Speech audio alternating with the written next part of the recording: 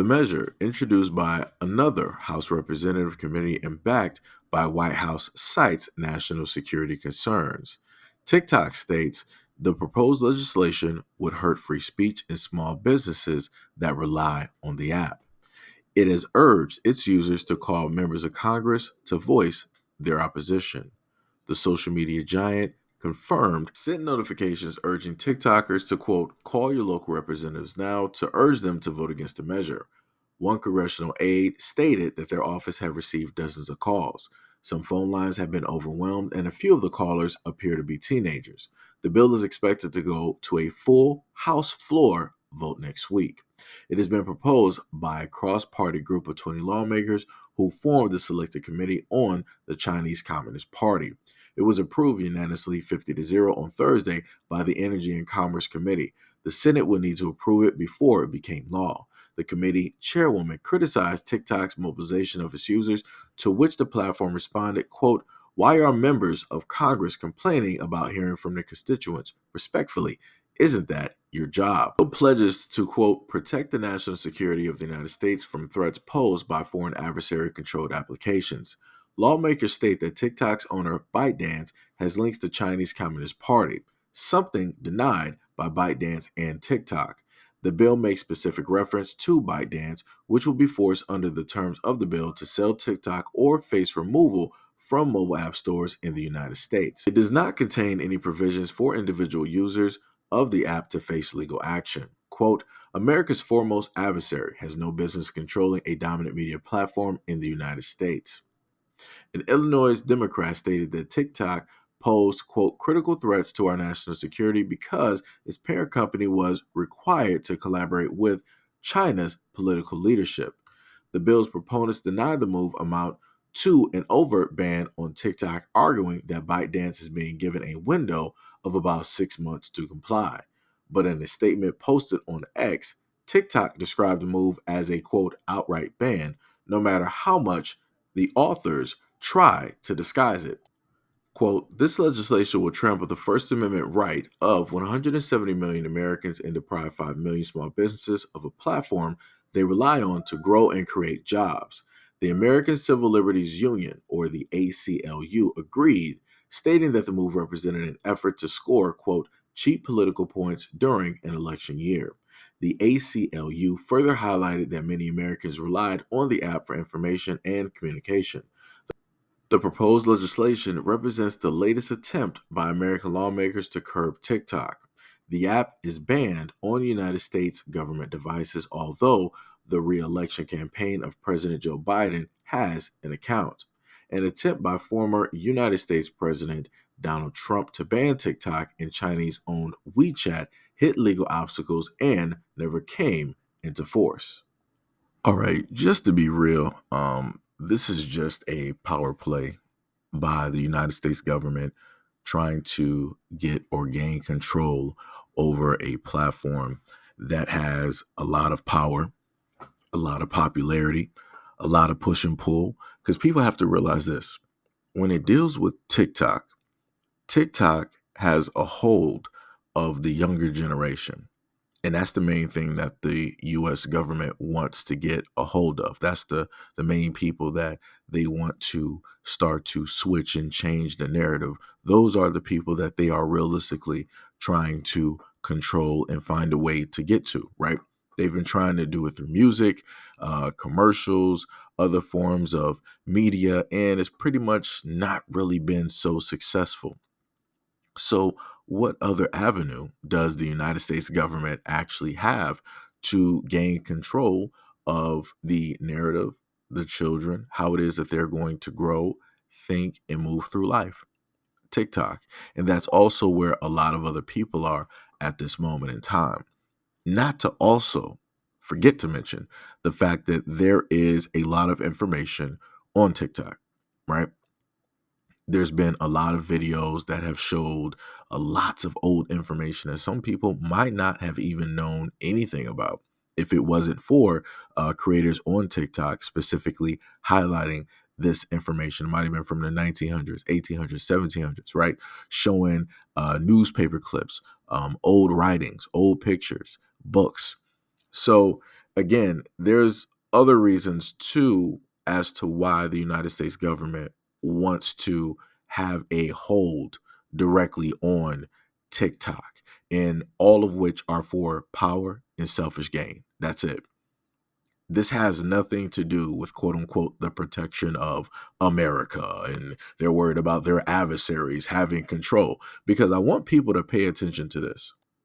So, the latest iPhones are mostly made in China but rely on components from all over the world. Apple has also shifted the assembly of older iPhone models to other Asian countries, namely India and Vietnam. Is the iPhone made in the United States? No, the iPhone is assembled in China, Vietnam, and India. They later stated, China. Most iPhones are made in China. Some, mostly older models, are made in India or Vietnam. Right? So then we go over to Samsung. Vietnam is actually where Samsung phones are made. Most of them, anyways. Samsung's manufacturing facility is located in Vietnam's Thai New Dinh province, where two factories are churning out smartphones, tablets, and wearable devices. Are Samsungs made in China? No, Samsung has stopped making phones in China. They have closed both of their Chinese factories in the year of 2019 itself. So they are making phones in South Korea, Vietnam, India, and some European countries only. So the main point for the information is to show the fact that none of the phones that we use here in the United States, none of the phones that government officials and higher ups and all of these other individuals that are within the government, all of their phones are made outside of the United States. So who's to say that those phones are not being tracked and monitored? Right? Who's to say that those phones don't have some type of malware that collects all of their data? Because remember, a lot of these people, they use iPhones, they use Samsungs, and they text message one another, they send pictures and information. They talk about government stuff on these phones. Phones can be monitored. Phone calls can be recorded. Text messages can be seen and read and captured. So who's to say that there is not some entity out there amongst any of these countries who is just silently sitting back collecting all of this data? Who's to say that? But remember, the United States is worried about, us. They're trying to protect the people. But if they were really trying to protect the people, wouldn't the United States decide to actually make their own cell phones and produce them here in the United States so that American people could actually buy them so that they're more secure because it's in-house? Another one. And if the United States government really cared about the well-being of the people, how could they allow something like this to happen, right? It's China more advanced than the United States. In other words, on a proportional basis, China is now roughly 75% as advanced in innovation and advanced industry production as the United States. If the relative growth continues apace, China will surpass the United States by 2035. And they will do that.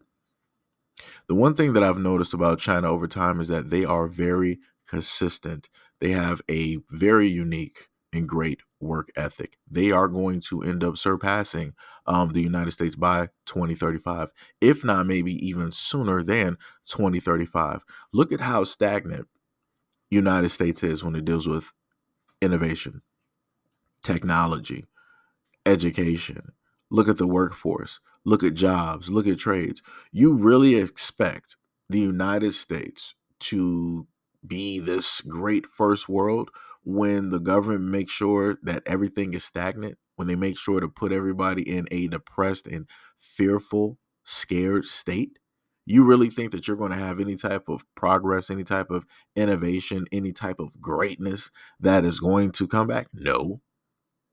This is why you have Trump trying to bring back, he said that when he gets into office, that he's going to bring back the World's Fair. Why would somebody want to bring back the World's Fair?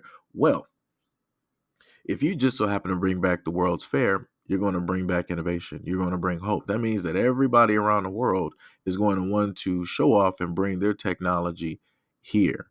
That is a plus for the United States. Why? Because now everything is in the house. Now the United States has first dibs. Now they can basically have ownership. They can get those patents.